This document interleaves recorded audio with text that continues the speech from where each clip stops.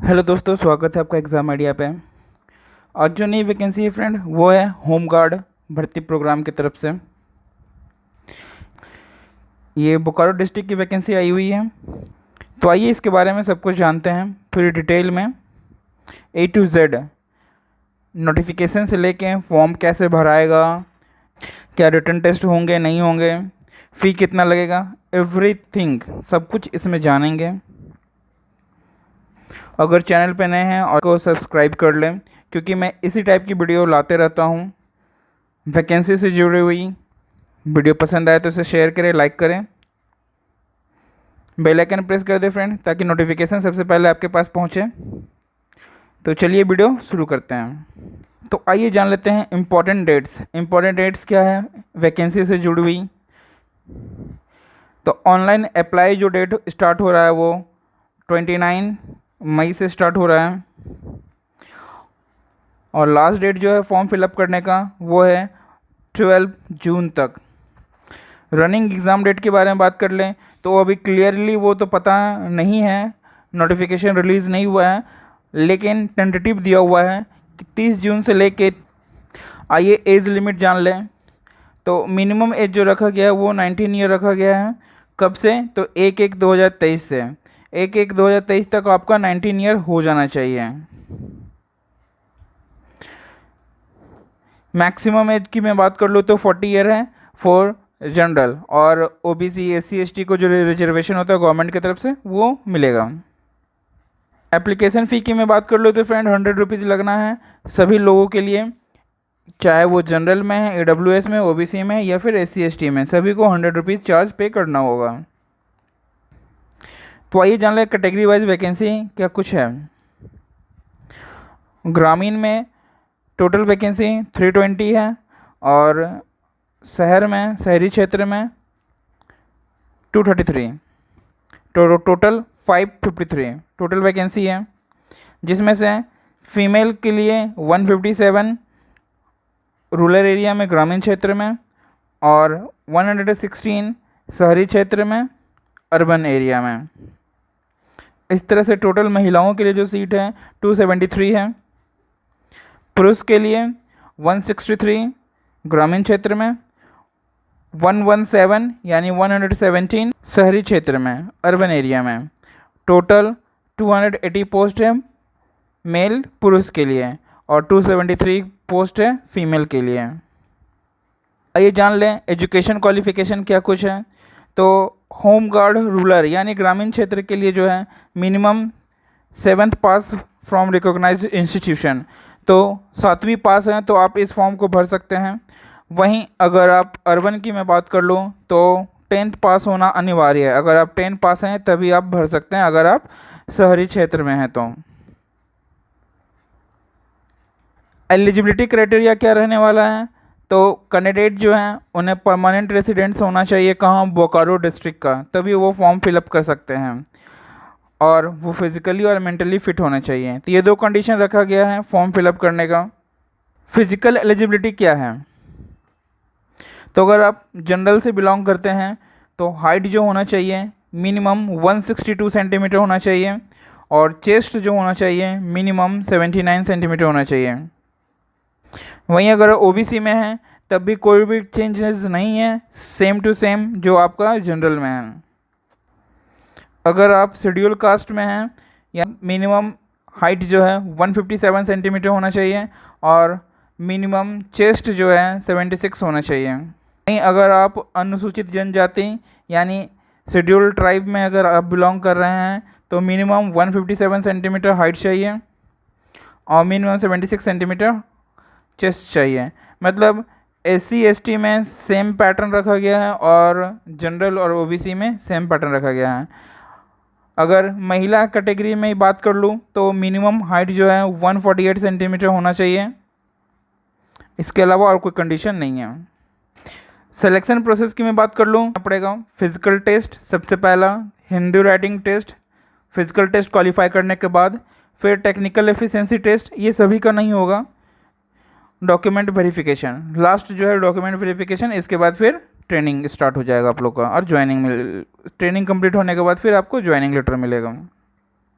आइए जान लेते हैं फिजिकल टेस्ट का क्या पैटर्न रहने वाला है। सबसे पहले बात करें ग्रामीण क्षेत्र की, और वो भी जो टेक्निकल नहीं है उनके लिए क्या कंडीशन रखा गया है। तो दौड़ जो है 1 मील का दौड़ रहेगा, जो 5 मिनट में या फिर 5 मिनट से पहले कंप्लीट करते हैं तो 20 अंक मिलने वाला है।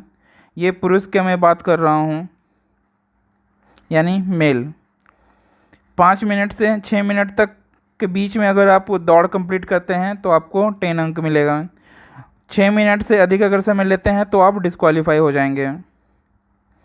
वहीं महिला के लिए क्या रखा गया कंडीशन कि 8 मिनट से पहले अगर आप करते हैं तो आपको 20 अंक मिलेंगे। अगर 8 से 10 मिनट के अंदर करते हैं तो आपको 10 अंक मिलने वाले हैं। और वहीं अगर 10 मिनट के बाद आप दौड़ कंप्लीट करते हैं तो आप डिस्क्वालीफाई हो जाएंगे। हाई जंप की मैं बात कर लूँ तो न्यूनतम अगर आप 4 फीट जंप करते हैं तो 5 अंक मिलेंगे। ये मैं पुरुष की बात कर रहा हूँ। और 4.4 से लेके 4.3 तक अगर आप जंप करते हैं तो 6 अंक मिलेंगे। 4.3 से लेके 4.6 के बीच में अगर जंप करते हैं तो 7 अंक मिलेंगे। 4.6 से लेके 4.9 तक करेंगे तो 8 अंक मिलेंगे।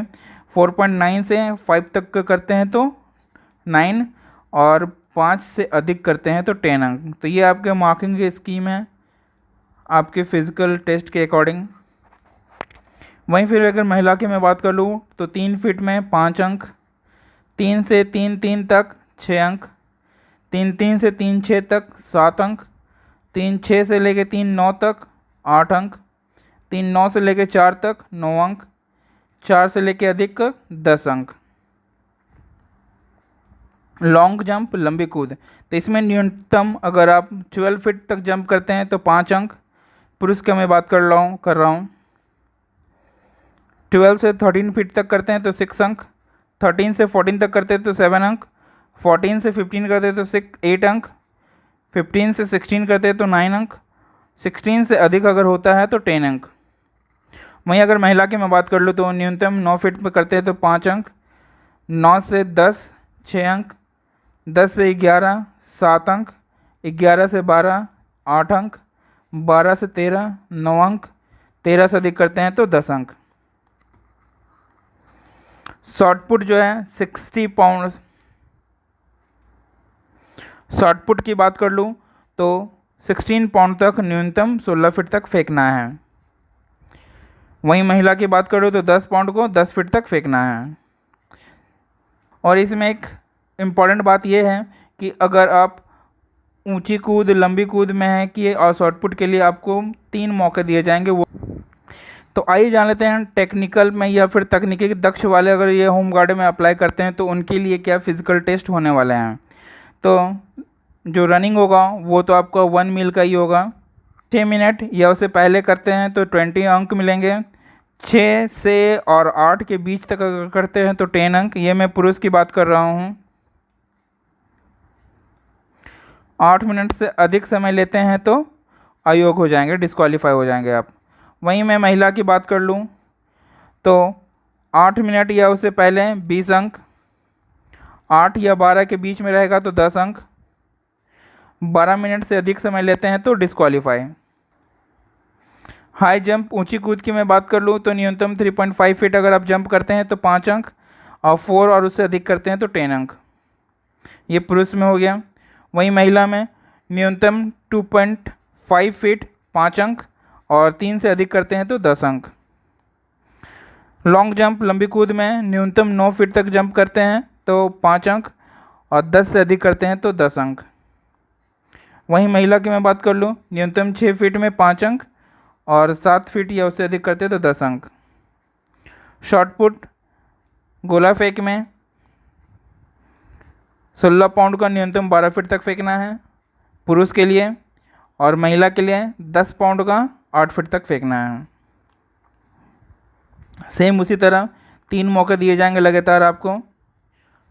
हाई जंप लॉन्ग जंप और शॉर्ट पुट में 3 मौके दिए जाएंगे लगातार इम्प्रूव करने के लिए। दूसरा टेस्ट जो था हिंदी लेखन क्षमता का, तो अगर आप शहरी क्षेत्र में हैं तो आपको 10 के सिलेबस से पूछा जाएगा। अगर आप ग्रामीण क्षेत्र में हैं तो आपसे 7वीं से तक का सिलेबस से पूछा जाएगा। 100 अंक का ये क्वेश्चन पूरा पेपर रहेगा, जिसमें से आपको 30 अंक लाना अनिवार्य होगा। अगर आप लाते हैं तो क्वालिफाई होंगे, वरना डिसक्वालीफाई। और ये अंक तभी होगा जब आप फिजिकल टेस्ट क्वालिफाई हो जाएंगे तब। और उन लोगों से तकनीकी दक्ष परीक्षा लिया जाएगा, टेक्निकल, जो टेक्निकल का फॉर्म, जो टेक्निकल पद पे जाएंगे उनसे टेक्निकल का एग्ज़ाम लिया जाएगा। और ये केवल जो अर्बन, जो शहरी क्षेत्र से भर रहे हैं उनके लिए केवल है, ये ग्रामीण क्षेत्र में ये व्यवस्था नहीं है। इसके अलावा अगर एडिशनल मार्क्स भी रखा गया है तो कैसे, कोई राज्य स्तरीय खेलकूद एवं पुरस्कार से सम्मानित हो चुके हैं, या फिर जो स्टेट लेवल का खिलाड़ी हैं, तो उन लोगों के लिए भी अलग से मार्क्स रखा गया है।